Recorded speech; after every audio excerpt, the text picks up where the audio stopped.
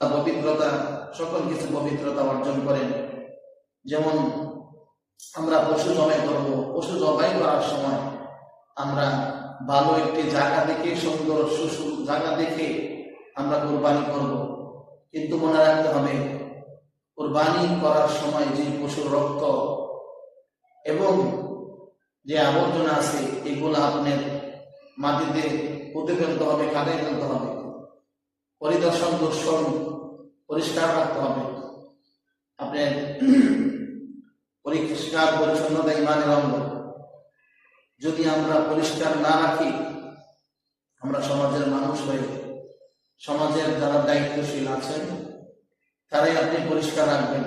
তারা আপনার বলে দেবেন, আপনারা যারা গরু জবাই করবেন, পশু জবাই করবেন, আপনারা বিভিন্ন স্থানে জবাই না করে সবাই যদি এক জায়গায় প্ল্যাটফর্মে জবাই করতে পারেন এটা উত্তম। এক জায়গায় জবাই করে আপনারা কি করবেন, সবাই একত্রিত এই ময়লাগুলো পরিষ্কার করে দড়ি কোথাও ফেলে দেওয়ার চেষ্টা করবেন বা মাটিতে পুঁতে ফেলার চেষ্টা করবেন। তো এটা আমাদেরকে ইসলামী ফাউন্ডেশন থেকে আমাদেরকে কিছু নির্দেশ দিয়েছেন। কুরবানি একটা পবিত্র জিনিস।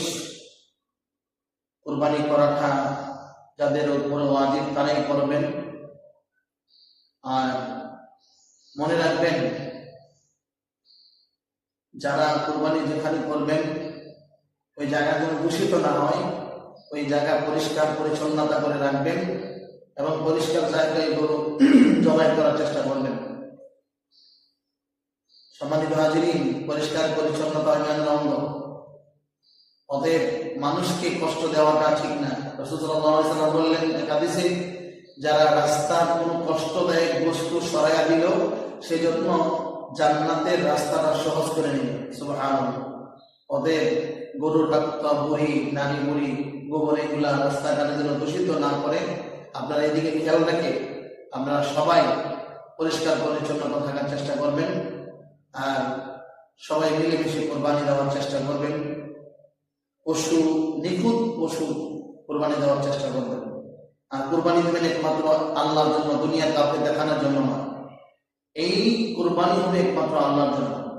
অতএব রাসূল সাল্লাল্লাহু আলাইহি ওয়াসাল্লাম বলেন এক হাদিসে, কোরবানি তুমি যদি একা দিতে পারো তাহলে সর্বোত্তম হয়।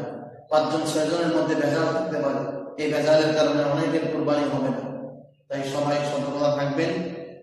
আজকে এদের উপর আলোচনা, সামনে জমা ইনশাআল্লাহ বাকি কষ্টগুলো